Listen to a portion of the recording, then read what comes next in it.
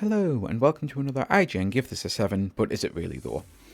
I'm going to do the tiniest bit of housekeeping update of saying I'm slowly getting back into the swing of things with YouTube.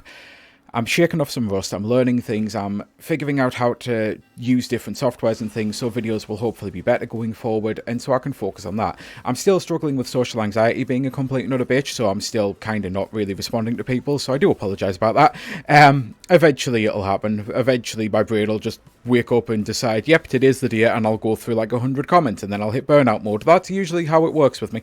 So yeah, I tend to, though, I've noticed with the story videos, the idea comes to me and I always know what I'm going to say. With the IGN 7 videos, I'm noticing that a couple of times I either talk way too much about one thing or not enough about others. I mightn't be talking about the game as much as some people may like. With the likes of Doom, I thought I did a hell of a lot better job, but with F-Zero X, I genuinely didn't know what to say because it's a classic for a reason, and I don't want to make the same mistake, what with this being essentially an F-Zero successor, but that also means that I do kind of have a bit of a game plan, because I have definitely noticed a huge pattern with IGN, and it really is specific genres that seem to always get a 7, no matter the caliber or quality of game. There are so many old school classic arcade racing games, or like this, a futuristic racer. I mean, I know that like it's one of those, this is still technically arcadey in my mind, but like I'll have already put up potentially a couple of racing games in this series, and I know there's a bunch of beat-em-ups that I can do as well, and it's like, it's those franchises that I'm noticing again and again. Doesn't matter how great it is. Streets of Rage 4 is apparently the same as Marvel Cosmic Invasion. I strongly disagree. F-Zero X is apparently the same as this. I might agree, but mainly because I don't think F-Zero X is a fucking 7, and this definitely isn't either. It feels like, as a review site, IGN have got to the point where they've had their Breath of the Wild moment in certain genres, and nothing will compare to that, so everything gets a 7.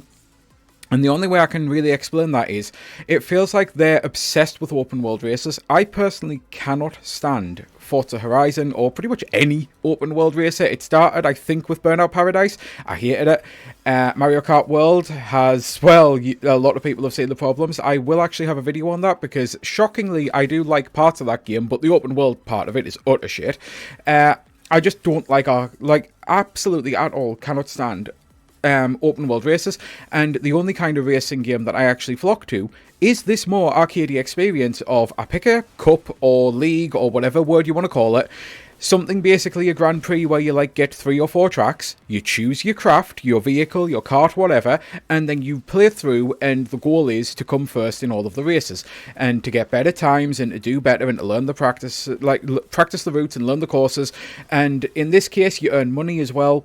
And the money is designed so that you can unlock more things, like you can buy new new difficulties, new cups, things like that. To be fair, I think the difficulties is unlocked by actually beating the other ones, but you have to like buy the next cups, basically. The game has so much fucking content and is so well made. Everything about it, from graphically to musically to the gameplay, it's just, this is a modern day F-Zero. It doesn't quite have that Nintendo polish. It does... This is too harsh to say, but it's the only example I can say. It does kind of have the whole, can we have F-Zero? No, we have F-Zero at home.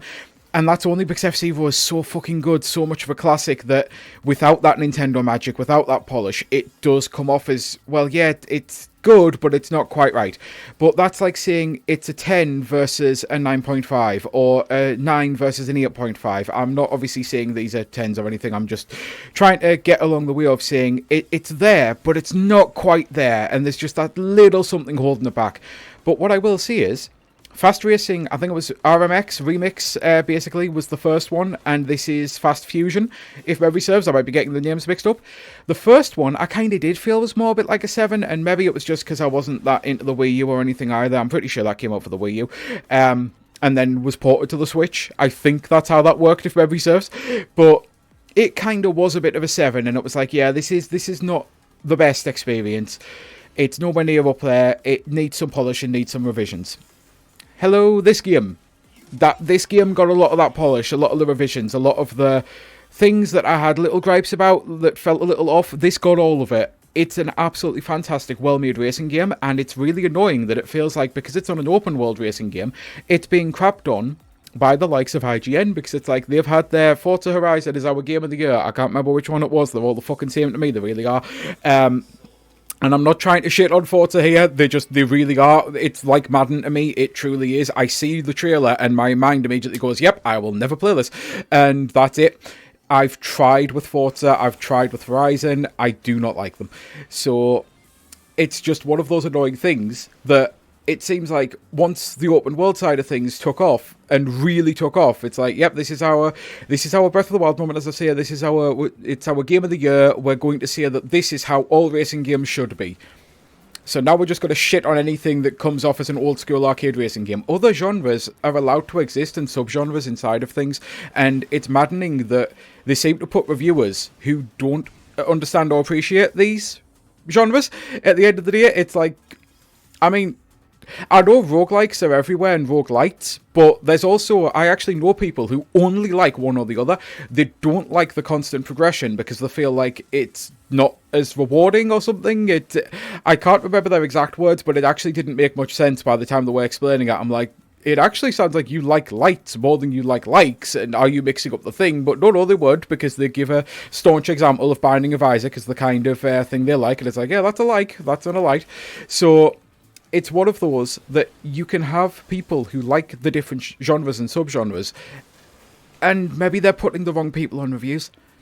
Maybe you're giving the racing guy, it's just like, oh, well, this is the racing guy, this is the one who does all of our racing vids, doesn't matter what. Oh, but they only like realistic races. Maybe we shouldn't be putting them on an arcade racer then. Oh, but they only like open worlds. Maybe we shouldn't be putting them on something that's clearly not open world. Oh, but they only like this arcade racer style. Maybe we shouldn't be giving them Horizon. Like, it's just, it feels like poor management. And I know I see it in a lot of these IGN 7 vids, but I cannot stress it enough. These started essentially as like taking the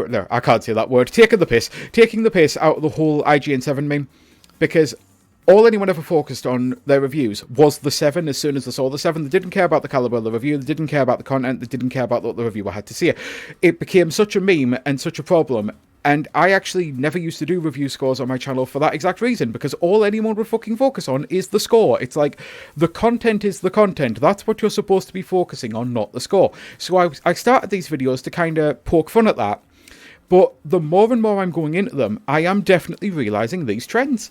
And it's hard not to, and it's hard, like, I'm kind of understanding a lot of where frustrations are coming from, because it feels like the reviewers are not giving it a fair shake, and if they are giving it a fair shake, their standards are definitely influencing their score, which is fine. That's kind of the whole point. We all like things differently. I know people who hate the Breath of the Wild, Tears of the Kingdom style Zelda games, but I personally think they're the best things I've ever made, and I'm going to cry when we go back to this is the bow dungeon, this is the hookshot dungeon, this is the whatever dungeon, you know? It's just one of those annoying things that makes up life. And I say annoying obviously jokingly, because it's one of the things that actually does make up life in a good way. It's good that we're all different. What we do with those differences is kind of what makes life fun. It's just hating on people's opinions for that reason is when it gets to be a bit stupid. And I'm at the point now where whenever I do one of these vids, I'm noticing if it's the same franchise, I'm like, maybe I should start watching their review, because I am struggling, truly struggling. I try not to go in like completely influenced, because again, this is not a critique of the review. It's how do you give a game that's this well polished, this well made? How do you give that a 7 when I've seen some of the stuff that you've give higher, and they're really not good games? I clearly hit the wrong button there, but honestly, the crash mechanic and everything in this, it just kind of makes it fun. So yeah, I'm kind of at a loss for words, and I've still got loads of games that I can actually do in this series. I've got at least, I think, 20 games marked. Right, I've got a list of about 30 games that I would be prepared to do, but I don't own 10 of them, so I've still got about 20 left. And constantly as I look through, it's like, yep, that's a beat 'em up, that's a beat 'em up, that's a racer. There's just so many of them, and I'm like, I'm running out of things to even say. And it's making me wonder, are they in the same boat? only they've decided, right, if we give that a 7, then we have to give all of those a 7, because otherwise then we have to go back and justify. And maybe that's the whole corporation side of things with IGN. Maybe it's the you can't go back on the company line, even though they used to do re-reviews, but now they're owned by Geek Media, and it's this whole thing. Capitalism fucking sucks. It just does. Because I think, as I'm recording this, I'm pretty sure they've just fired a bunch more people from Eurogamer or something. Again, it all sucks. So, yeah, I've definitely waffled on here. I lost my train of thought, but I actually am happy with where it landed. I'm annoyed that I didn't get to finish the train of thought, and probably most likely never will, but I did want to bring all of these little things up, because again, this is the one time I did have a kind of a game plan. It's definitely went off the rails, but I did have a kind of a game plan.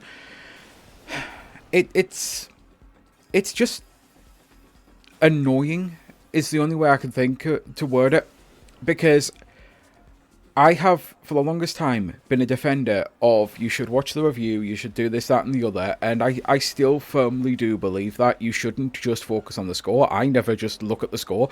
I put a video up, I actually check the score and then immediately go right back, because sometimes, and especially with IGN, I've noticed, they will be talking about a game and I'm like, yeah, this feels like it's going to get an 8 or a 9. Like, they're really raving about this. And then it gets that 7 and I'm like, excuse me? What? So that used to be so jarring that now I actually got to the point where I'm like, I'm going to check the score just to see if this review matches up. But what then also started happening was, I noticed there's a couple of 9s, and I'm not going to say any games or anything, because I honestly couldn't at this moment in time. This is something I've been noticing over the past months. There's a couple of times where they'll put a 9 up as the review score, and I'm like, okay, so this is going to be an absolutely gushing review, and it's like, and I had this problem, and I had this problem, and this graphical issue, and this graphical issue, and this pacing issue, and this, that, and the other, and I'm like, did you actually like this game? You give it a 9, it doesn't really sound like you enjoyed it. I'm very confused right now. So their reviews are getting to the point of, I don't really enjoy watching them, and I don't get a lot of information out of them. I definitely have found myself going for long-form reviews on the likes of Kind of Funny, who will have actual discussions about things, as opposed to, this is a 10-minute video where I'm going to sound like I absolutely love the game, then give it a 7, or I'm going to sound like I absolutely hate the game, then give it a 9, which comes off as fishy as fuck, because it's like, was the score predetermined? Do we just roll the dice these days? Is that what we do? Do we roll a couple of dice? Like, well, I guess a D10 would be perfect. Do we roll a D10 and whatever that lands on? It's just maddening. It really is. So, all of this long-ass-winded thing to say, Fast Fusion is way better than Hot Shot Races. Like, if nothing else, I can see those two games 100%. They're both very similar, both very arcadey racing. One of them is graphic heavy, one of them is retro aesthetic. They've both got really cool soundtracks, they've both got amazingly fun gameplay, a lot to unlock and a lot to do. These are not the same score. These are the things that drive me the most mad about the IGN reviews, when they just slap a 7 on everything. Because I could see people, like, everyone's different, and I know I keep saying that, I could see people liking both of these games. I personally do, and I think that both of them are much better than a 7. I could see people disliking both of these games. I do not see, if anyone truly sat down and played for maybe 5-6 hours of each, you'd come away knowing this was the better game. It's not even close. It's like, again, I don't really score anything, but this is a 9. If that one is a 7, which again I've already said it's above, but if that's a 7, this is 2 points higher. Like, it just is. This is one of those, like, maybe it's a 9.95 versus that 8 or something to me. It's a really good racing game, Hot Shot Races, but Fast Fusion is one of the best racing games to come out in a fucking long time, especially of this kind, because they don't really exist anymore. I would love for Nintendo to bring them back. I would love for a Wipeout game to come back. I would love for any major racing publisher to go, you know what, maybe we should just make a fun arcadey racer again instead of all of this hyper-realistic or open-world shit. But that doesn't tend to happen. It tends to be the indies who actually do this. So yeah, I think that's the video done. In case you haven't figured it out, I'm saying, what the hell are you thinking, IGN? This is definitely more than a 7. What the fuck? This is maddening.